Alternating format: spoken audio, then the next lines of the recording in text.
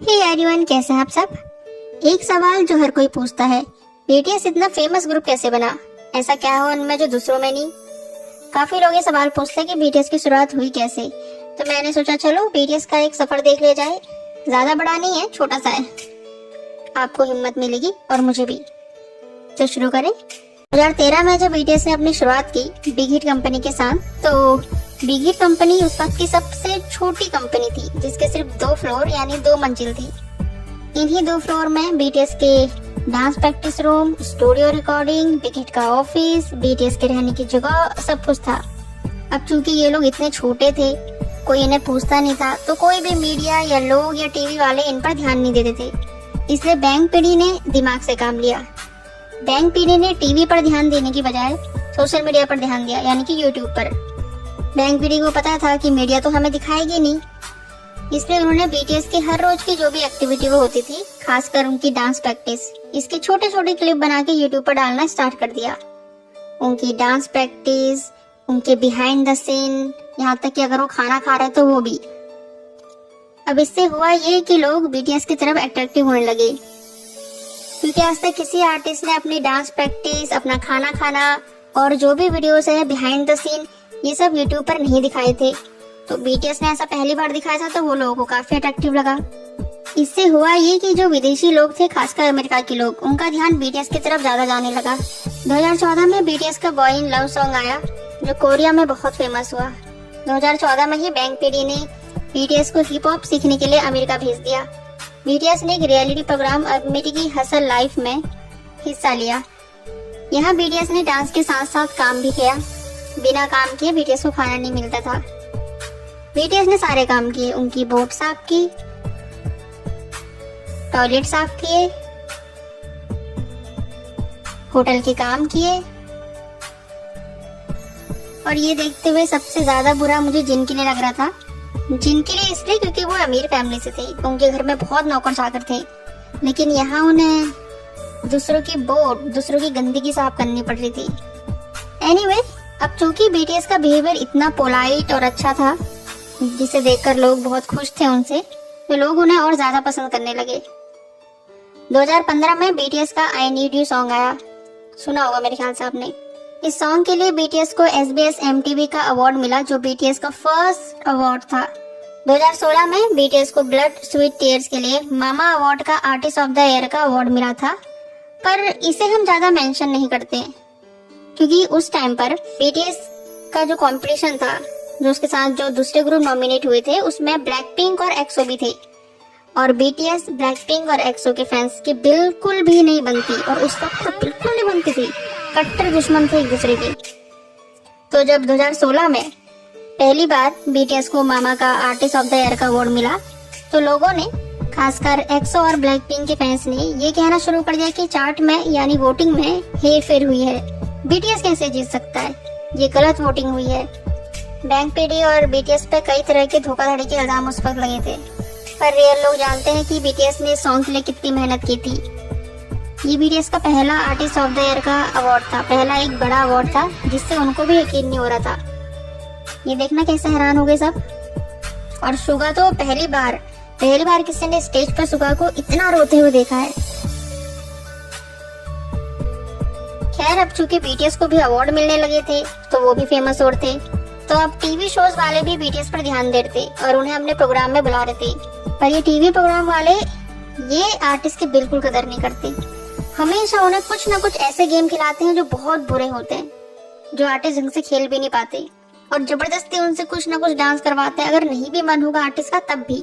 ये देखो, यहाँ शुगा को सेक्सी डांस करने को बोल रहे हैं, जो कि उन्हें बिल्कुल पसंद नहीं है। और जिन तो बेचारे ऐसे डांस कर करके अपने घुटने पर ही दर्द करवा रहे हैं। इन सब रीजन की वजह से बैंक पीडी ने खुद का, यानी बीटीएस का खुद का वैरायटी शो बनाने की सोची। तो अगस्त 2015 में बीटीएस गयो शो की शुरुआत हुई। इसमें बीटीएस अलग अलग गेम खेलते थे और खुद से ही पेनल्टी भी डिसाइड करते थे। 2019 में इस शो को, यानी बीटीएस गयो को, रन बीटीएस नाम दे दिया गया। तब से इस शो को रन बीटीएस यानी द लियोरा बैंगटैंग के नाम से जानते हैं। ये शो लोगों को काफी पसंद आया था। इसके साथ साथ born voyage, BTS in the soup जैसे शो भी बीटीएस ने किए हैं। बैंक पीडी ने एक काम बहुत अच्छा किया, बीटीएस को खुद के गाने लिखने दिए। 95% कंपनी अपने आर्टिस्ट को सॉन्ग लिखने की परमिशन नहीं देता है, पर बैंक पीडी ने बीटीएस को गाने लिखने की, म्यूजिक बनाने की, डांस कोरियोग्राफ करने की सब में छूट दी थी।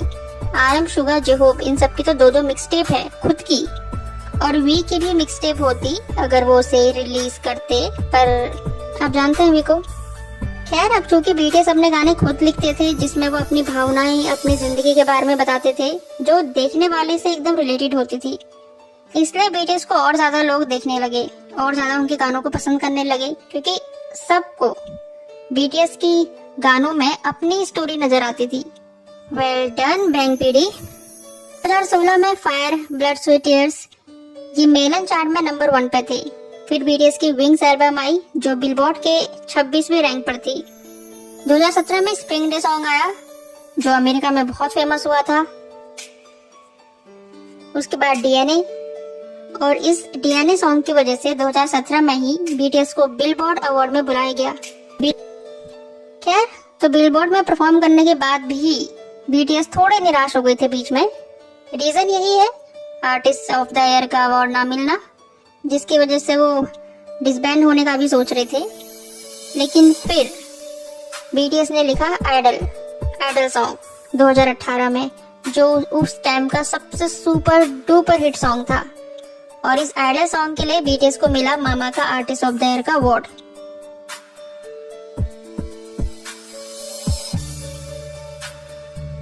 यहाँ से स्टार्ट हुई बीटीएस की असली जीत। तब से लेके अब तक हर साल बीटीएस को ही आर्टिस्ट ऑफ द ईयर का अवार्ड मिलता है। 2019 में आया बॉय विथ लव, जिसे 24 घंटों में सबसे ज्यादा बार देखा गया।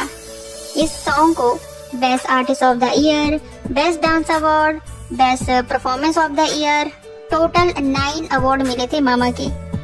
2019 का मामा अवार्ड में 3 घंटे का अवार्ड था ये। इन 3 घंटों में से 1.5 घंटे सिर्फ बीटीएस की ही परफॉर्मेंस थी, वो भी इतने जबरदस्त कि पता ही नहीं चल रहा था कि अवार्ड शो है या कॉन्सर्ट है।